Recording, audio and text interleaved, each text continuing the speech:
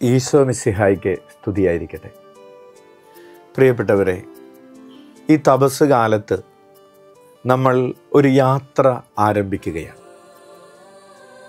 കുരിശ് വഹിച്ച് കുരിശിൽ മരിച്ച് ഉയർത്തെഴുന്നേറ്റ ഈശോയിൽ ഹൃദയമുറപ്പിച്ചുകൊണ്ടുള്ള തപസ് കാലത്തിൻ്റെ യാത്രയിലേക്ക് നിങ്ങളെല്ലാവരെയും സ്നേഹപൂർവം ക്ഷണിക്കുകയാണ്.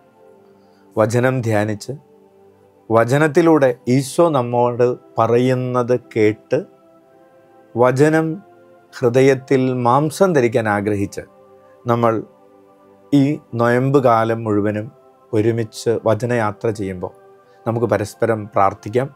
ഈശോയുടെ പീഡാസഹനത്തിലും കുരിശു മരണത്തിലും പങ്കുചേർന്നുകൊണ്ട് ഈശോയുടെ പുനരുദ്ധാനത്തിൻ്റെ മഹത്വം നമ്മുടെ മഹത്വമാക്കി നമുക്ക് മാറ്റാം. ദൈവം നിങ്ങളെല്ലാവരെയും അനുഗ്രഹിക്കട്ടെ. നമ്മൾ ഇന്ന് വായിക്കുന്ന വചനം വിശുദ്ധ മത്തായിയുടെ സുവിശേഷം 6-ാം അധ്യായം 1 മുതലുള്ള തിരുവചനങ്ങളാണ്. 1 മുതൽ 6 വരെയും 16 മുതൽ 18 വരെയുമുള്ള തിരുവചനങ്ങൾ. വിശുദ്ധ മത്തായിയുടെ സുവിശേഷം 6-ാം അധ്യായം. മറ്റുള്ളവരെ കാണിക്കാൻ വേണ്ടി അവരുടെ മുൻപിൽ വെച്ച് നിങ്ങളുടെ സത്കൃത്യങ്ങൾ അനുഷ്ഠിക്കാതിരിക്കാൻ സൂക്ഷിച്ചുകൊള്ളുവിൻ. അല്ലെങ്കിൽ നിങ്ങളുടെ സ്വർഗസ്ഥനായ പിതാവിങ്കൽ നിങ്ങൾക്ക് പ്രതിഫലമില്ല. മറ്റുള്ളവരിൽ നിന്ന് പ്രശംസ ലഭിക്കാൻ കപടനാട്യക്കാർ സിനഗോഗുകളിലും തെരുവീഥികളിലും ചെയ്യുന്നത് പോലെ നീ ഭിക്ഷ കൊടുക്കുമ്പോൾ നിന്റെ മുൻപിൽ കാഹളം മുഴക്കരുത്. സത്യമായി ഞാൻ നിങ്ങളോട് പറയുന്നു, അവർക്ക് പ്രതിഫലം ലഭിച്ചു കഴിഞ്ഞു. നീ ദാനധർമ്മം ചെയ്യുമ്പോൾ അത് രഹസ്യമായിരിക്കേണ്ടതിന് നിന്റെ വലത് കൈ ചെയ്യുന്നത് ഇടതുകൈ അറിയാതിരിക്കട്ടെ.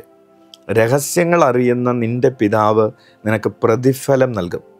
നിങ്ങൾ പ്രാർത്ഥിക്കുമ്പോൾ കപടനാട്യക്കാരെ പോലെ ആകരുത്. അവർ മറ്റുള്ളവരെ കാണിക്കാൻ വേണ്ടി സിനഗോഗുകളിലും തെരുവീഥികളുടെ കോണുകളിലും നിന്ന് പ്രാർത്ഥിക്കാനാണ് ഇഷ്ടപ്പെടുന്നത്. സത്യമായി ഞാൻ നിങ്ങളോട് പറയുന്നു, അവർക്ക് പ്രതിഫലം ലഭിച്ചു കഴിഞ്ഞു. എന്നാൽ നീ പ്രാർത്ഥിക്കുമ്പോൾ നിന്റെ മുറിയിൽ കടന്ന് കതകടച്ച് രഹസ്യമായി നിന്റെ പിതാവിനോട് പ്രാർത്ഥിക്കുക. രഹസ്യങ്ങൾ അറിയുന്ന പിതാവ് നിനക്ക് പ്രതിഫലം നൽകും. നിങ്ങൾ ഉപവസിക്കുമ്പോൾ കപടനാട്യക്കാരെ പോലെ വിഷാദം ഭാവിക്കരുത്.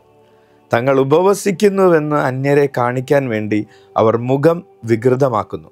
സത്യമായി ഞാൻ നിങ്ങളോട് പറയുന്നു, അവർക്ക് പ്രതിഫലം ലഭിച്ചു കഴിഞ്ഞു.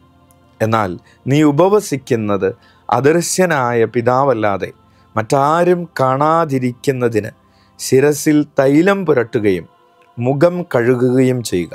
രഹസ്യങ്ങൾ അറിയുന്ന പിതാവ് നിനക്ക് പ്രതിഫലം നൽകും. കർത്താവിൻ്റെ സുവിശേഷം. ഹല്ലേലൂയ. പ്രിയപ്പെട്ടവരെ, ഇന്ന് മാർച്ച് മാസം 4-ാം തീയതി. നാളെ വിഭൂതി ബുധനാഴ്ചയാണ്. നമ്മൾ തപസ് കാലം ആരംഭിക്കുകയാണ്. ഈശോ നമ്മോട് പറയുന്ന കാര്യങ്ങളാണ്, ഈശോ ആഗ്രഹിക്കുന്ന 3 കാര്യങ്ങൾ. നമ്മൾ പ്രാർത്ഥിക്കണമെന്ന് ഈശോ ആഗ്രഹിക്കുന്നു. നമ്മൾ ഉപവസിക്കണമെന്ന് ഈശോ ആഗ്രഹിക്കുന്നു. നമ്മൾ ദാനധർമ്മം ചെയ്യണമെന്ന് ഈശോ ആഗ്രഹിക്കുന്നു. ഈ 3 കാര്യങ്ങളും ചെയ്യേണ്ട കാര്യങ്ങളാണ്. ഈശോ നമ്മൾ ചെയ്യുമെന്ന് പ്രതീക്ഷിക്കുന്ന കാര്യങ്ങളാണ്. ഇത് 3ഉം ചെയ്യുമ്പോൾ നമ്മൾ ഹൃദയമുറപ്പിക്കേണ്ടത് എവിടെയാണെന്ന് കൂടെ ഈശോ നമ്മോട് പറയുകയാണ്. പ്രാർത്ഥിക്കുന്നത് ഈശോയും നമ്മളും തമ്മിലുള്ള, പിതാവും നാമും തമ്മിലുള്ള വ്യക്തിപരമായ ഒരു ബന്ധത്തിൻ്റെ ആഘോഷമാണ്. അങ്ങനെ ഈശോയോട് കൂടെ ചേർന്നിരിക്കുന്നതിന് നമ്മെ സഹായിക്കുന്ന കാര്യമാണ് ഉപവാസം എന്ന് പറയുന്നത്. ഈശോയോട് കൂടെ വസിക്കുക, ഉപവസിക്കുക. ഈശോയോട് ചേർന്ന് വസിക്കാൻ ഈ ലോകത്തിലുള്ള പല കാര്യങ്ങളും മാറ്റിവെക്കുന്നത്, വേണ്ട എന്ന് വയ്ക്കുന്നത് സഹായകരമായിരിക്കും. അത് ഭക്ഷണമായിട്ടായിരിക്കാം, ആഘോഷങ്ങളായിട്ടായിരിക്കാം, സുഖലോലുപതയായിട്ടായിരിക്കാം, അലസതയായിട്ടായിരിക്കാം, മൊബൈൽ ഫോണിലും സോഷ്യൽ മീഡിയയിലുമൊക്കെയുള്ള അഡിക്ഷൻസ് ആയിട്ടായിരിക്കാം, ചില ആവശ്യമില്ലാത്ത ബന്ധങ്ങളായിരിക്കാം. അങ്ങനെ നമ്മുടെ ജീവിതത്തെ സ്വർഗീയമായി വളർത്താത്തതെല്ലാം മാറ്റിവെച്ച് ഈശോയോട് കൂടെ ആയിരുന്ന് ഉപവസിച്ചുകൊണ്ട് പ്രാർത്ഥിക്കുക ഈശോയുമായിട്ടുള്ള ബന്ധത്തെ ആഘോഷിക്കുക. അത് നമ്മെ പരസ്പരമുള്ള ബന്ധത്തിലേക്ക് വളർത്തും. അതാണ് ഈ ദാനധർമ്മത്തിൻ്റെ ഒരു പ്രത്യേകത. നമുക്കുള്ളത് നമ്മൾ മറ്റൊരാളുമായിട്ട് പങ്കുവെക്കുന്നു. നമ്മുടെ നന്മകൾ, നമ്മുടെ സമൃദ്ധികൾ, നമ്മുടെ സാന്നിധ്യം മറ്റൊരാളുമായിട്ട് ദൈവസ്നേഹത്തെ പ്രതി പങ്കുവയ്ക്കുന്നു. ഈ 3 പ്രവൃത്തികൾക്കും പ്രതിഫലമുണ്ടാകുന്നത് ഈ ലോകത്തിൽ നിന്ന് എന്നതിനേക്കാൾ കർത്താവിൽ നിന്നാണ്. ഈശോ പറയുകയാണ്, നിങ്ങൾക്ക് പ്രതിഫലം തരുന്നത്, പ്രാർത്ഥിക്കുമ്പോൾ പ്രതിഫലം തരുന്നത് പിതാവായ ദൈവമാണ്. ഉപവസിക്കുമ്പോൾ പ്രതിഫലം തരുന്നത് ദൈവമാണ്. ദാനധർമ്മം ചെയ്യുമ്പോൾ പ്രതിഫലം തരുന്നത് ദൈവമാണ്. അതായത് നിൻ്റെ ഹൃദയം നീ ഉയർത്തേണ്ടത്, നീ ഫോക്കസ് ചെയ്യേണ്ടത് ഈ പ്രതിഫലം തരുന്ന കർത്താവിലാണ്. എനിക്ക് കർത്താവ് പ്രതിഫലം തരുമ്പോൾ ആ പ്രതിഫലം ദൈവത്തിന് യോജിച്ച രീതിയിലുള്ളൊരു പ്രതിഫലമായിരിക്കും. കർത്താവ് തൻ്റെ മഹത്വത്തിൻ്റെ സമ്പന്നതയിൽ നിന്ന് തൻ്റെ മക്കൾക്ക് ആവശ്യമുള്ളതെല്ലാം തരുമെന്ന് ഫിലിപ്പിയർക്ക് എഴുതിയ ലേഖനം 4-ാം അധ്യായം 19-ാമത്തെ തിരുവചനത്തിൽ പൗലോസ് ഓർമ്മിപ്പിക്കുകയാണ്. ഓരോരുത്തരും പ്രതിഫലം തരുന്നത് അവർക്ക് യോജിച്ച രീതിയിലാണ്. ദൈവം നമുക്ക് പ്രതിഫലം തരുന്നത് ദൈവത്തിന് യോജിച്ച രീതിയിലാണ്. Hallelujah, hallelujah. അപ്പോൾ ഈ നൊയമ്പുകാലം, ഈ തപസ് കാലം, പ്രിയപ്പെട്ടവരെ, ഈശോയുമായിട്ടുള്ള പിതാവായ ദൈവവുമായിട്ട് പരിശുദ്ധാത്മാവുമായിട്ടുള്ള നമ്മുടെ ആ ബന്ധത്തെ ആഘോഷിക്കുകയും നമ്മുടെ ഹൃദയം സ്വർഗത്തിലേക്ക് ഉയരുന്നത് പോലെ തന്നെ അവരനിലേക്ക് വികസിക്കുകയും ഒക്കെ ചെയ്യുന്ന മനോഹരമായൊരു കാലമായിട്ട് മാറട്ടെ. കാരണം ഈശോ തൻ്റെ പീഡാസഹനവും കുരിശുമരണവും ഒക്കെ ഏറ്റെടുത്തത് അത് പിതാവിനുള്ള സമർപ്പണം എന്നതുപോലെ തന്നെ മനുഷ്യകുലത്തിന് മുഴുവനും വേണ്ടിയിട്ടുള്ള ഒരു സമർപ്പണമായിരുന്നു. Hallelujah, hallelujah. അതുകൊണ്ട് ഈ രാത്രിയിൽ അച്ഛൻ നിങ്ങൾക്ക് വേണ്ടിയിട്ട് പ്രാർത്ഥിക്കുകയാണ്. ദിവ്യകാരുണ്യനാഥൻ്റെ ആശീർവാദം ഈ തപസ് കാലം മുഴുവൻ ഈശോയോട് ചേർന്ന് ഒരു കുതിച്ചുചാട്ടത്തിന്, ആത്മീയമായ ജീവിതത്തിൻ്റെ വളരെ വേഗത്തിലുള്ള ഒരു പ്രോഗ്രസ്സിന് സഹായിക്കുന്ന ഒരു കാലമായിട്ട് മാറട്ടെ. ഇത് നിങ്ങളെല്ലാവരെയും സമൃദ്ധമായി അനുഗ്രഹിക്കട്ടെ എന്ന് പ്രാർത്ഥിക്കുന്നു.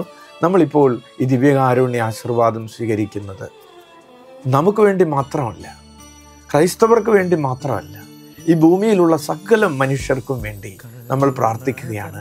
എല്ലാവരും അവരുടെ ഹൃദയം കർത്താവിലേക്ക് ഉയർത്തട്ടെ. ദൈവം തരുന്ന പ്രതിഫലത്തിന് വേണ്ടി മനുഷ്യകുലത്തിൻ്റെ ഹൃദയവാതായനങ്ങൾ തുറക്കപ്പെടട്ടെ. നിൻ്റെ ശരീരത്തിലേക്കും നിൻ്റെ ആത്മാവിലേക്കും നിൻ്റെ മജ്ജയിലേക്കും മാംസത്തിലേക്കും ഇപ്പോൾ ഈ ആശീർവാദത്തിൻ്റെ ചൈതന്യം തുളഞ്ഞു കയറട്ടെ. നിങ്ങളിപ്പോൾ കേട്ടുകൊണ്ടിരിക്കുന്നത് നിങ്ങളുടെ ഭവനത്തിലായിരിക്കാം, എവിടെയെങ്കിലും ആയിരിക്കുന്ന ഇടങ്ങളിൽ സാധിക്കുകയാണെങ്കിൽ മുട്ടുകുത്തി കരങ്ങൾ ഉയർത്തി ഈശോയെ ഉച്ചത്തിൽ വിളിച്ച് ഈ ആശീർവാദം നിനക്ക് വേണ്ടി, നിന്റെ കുടുംബത്തിന് വേണ്ടി, നിന്റെ ദേശത്തിന് വേണ്ടി, ഈ പ്രപഞ്ചം മുഴുവനും വേണ്ടി ഇപ്പോൾ സ്വീകരിക്കാം.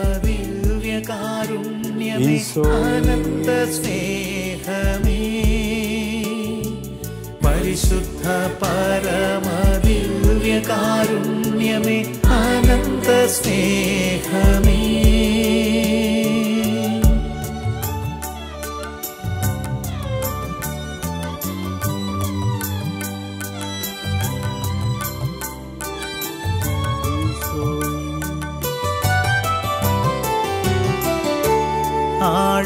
സാധിക്കുന്നവർ ശിരസ് നിലത്തു മുട്ടിച്ച് അവിടുത്തെ ആരാധിക്കട്ടെ. പരമപരിശുദ്ധ ദിവ്യകാരുണ്യത്തിന് നേരവും ആരാധനയും സ്തുതിയും പുകഴ്ചയും ഉണ്ടായിരിക്കട്ടെ. പരമപരിശുദ്ധ ദിവ്യകാരുണ്യത്തിന് നേരവും ആരാധനയും സ്തുതിയും പുകഴ്ചയും ഉണ്ടായിരിക്കട്ടെ. പരമപരിശുദ്ധ ദിവ്യകാരുണ്യത്തിന് നേരവും ആരാധനയും സ്തുതിയും പുകഴ്ചയും ഉണ്ടായിരിക്കട്ടെ. ഈശോ മിശിഹായിക്ക് സ്തുതിയായിരിക്കട്ടെ. എല്ലാവർക്കും നല്ലൊരു രാത്രി, സന്തോഷമുള്ളൊരു രാത്രി ആശംസിക്കുന്നു. നാളെ ഈ സമയത്ത് നമുക്ക് ഈ ശുശ്രൂഷയിലൂടെ വീണ്ടും കാണുന്നതുവരെ നമുക്ക് പ്രാർത്ഥനയിൽ ഒരുമിച്ചായിരിക്കാം.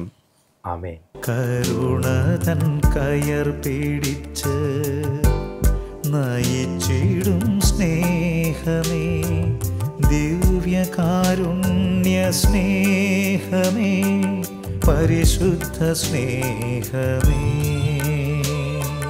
പരിശുദ്ധ പരമദിവ്യകാരുണ്യമേ, അനന്ത സ്നേഹമേ, പരിശുദ്ധ പരമദിവ്യകാരുണ്യമേ, അനന്ത സ്നേഹമേ.